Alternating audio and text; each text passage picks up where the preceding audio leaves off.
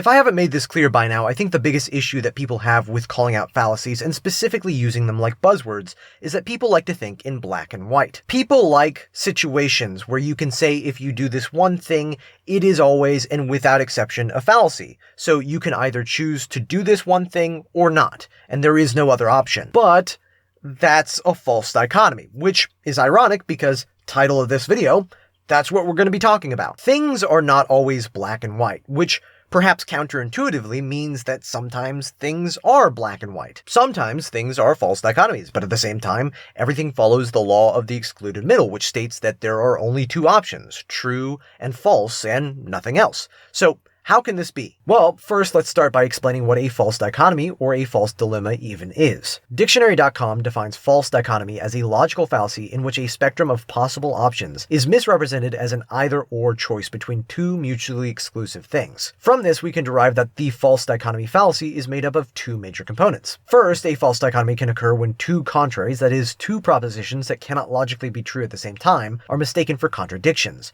Propositions that must be the opposite of one another. This is used to motivate the false dichotomy. In a contrary relationship, two things cannot be true at once. So if one thing is true, it implies that the other thing is false. If all buses are yellow, then no buses are gray. If all buses are gray, then none are yellow. However, in that same relationship, both propositions can be false. Some buses are yellow and some buses are gray. This doesn't mean that all buses are yellow, nor does it mean that none of them are. Likewise, it doesn't mean that all are either gray or not gray. I know that's a bit of a simple example, so it makes it seem like I'm overcomplicating this. But it's important to understand that a false dichotomy can be more than just baselessly claiming that there are only two options. In some instances, we are actually taking the fact that A implies B, for example, that one proposition being true implies the other is false, and then mistakenly, by virtue of that, we are saying that B implies A, which is an example of the formal fallacy of affirming the consequent. Either it rains and the ground is wet, or it doesn't and the ground is dry. This statement may have been subtle enough to sneak by you, but this is a false dichotomy, because it is predicated on affirming the consequent. Rain makes the ground wet. If it rains, then the ground will be wet. But rain is not the only thing that makes the ground wet. Snow can melt, making the ground wet, which means among many other options, it could rain and make the ground wet, or snow can melt and make the ground wet. Although, obviously not all false dichotomies need to be based on this faulty reasoning. A second major component of this fallacy is simply the presumption that there are only two options. Whether it follows the structure of affirming the consequent, misconstrues the extremes of a spectrum as binaries, or as a baseless assumption, a false dichotomy is an informal fallacy of presumption or insufficient evidence. After all, in a contradictory relationship, we know that the value of one proposition implies the value of another. So in that context, making an either-or statement is not a false dichotomy. You are either alive or you are not.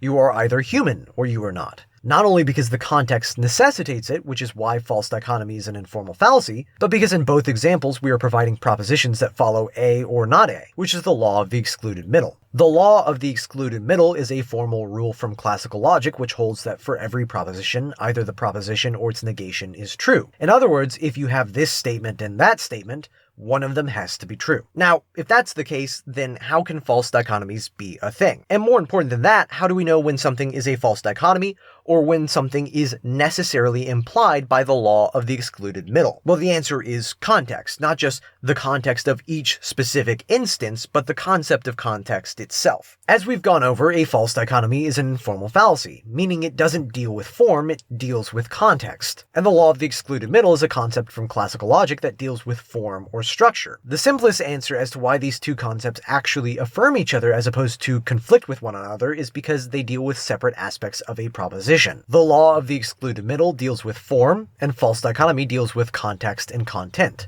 When we say the negation of P and not P is always true, this is an abstraction or a generalization. If we were to add context to this statement, for example, if we were to take the statement the Earth is round and three-dimensional, and claim that the opposite of this should be true if the law of the excluded middle is true, we would be left to conclude that the law of the excluded middle is false. Not all round things are three-dimensional, and not all three-dimensional things are round. So in this, we could convince ourselves that round can be labeled as P, and three-dimensional is not the same as round, so it can be labeled as not P. The issue here is, of course, and say it with me now, context. Although, with the example I gave, it's probably actually modality, but that is just down to my lack of creativity in finding an example.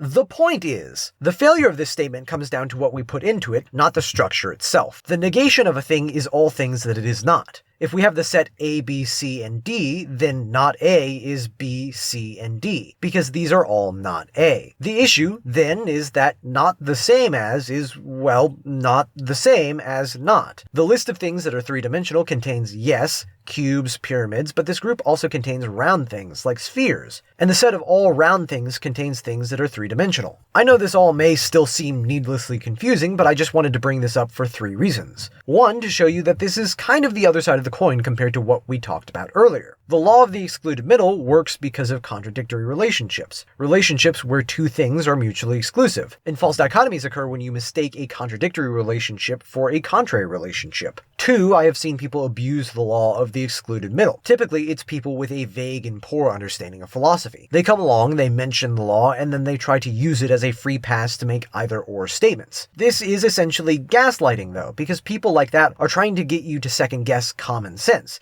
using the thin veneer of intellectual elitism that they preface their false dichotomy with. But ultimately, in order to properly use this concept, you must first argue your premises on a contextual level to make sure that they fit into this argumentative structure. And when can something fit into that structure, and when can it not? Well, I think that's a pretty big question to ask, because I would have to say it mostly comes down to the truth of the premises, whether in a specific instance there are two options or not. And I don't know if I'd be able to cover that in a series of videos, let alone one single video. So the final reason I wanted to bring up the law of the excluded middle, and compare and contrast it to the false dichotomy fallacy, is to offer up some food for thought that I hope can succeed where my words fail. Because put into simpler terms, a claim is a false dichotomy if, contrary to the claim, two things can be true at once, if two things make up a spectrum, or simply if there are just multiple other options. But I think that last example, and even sort of the first two, they aren't really helpful in understanding why people make these mistakes in their arguments. So hopefully my ramblings in the course of this video helped you to understand that. And if they didn't, it's too late now.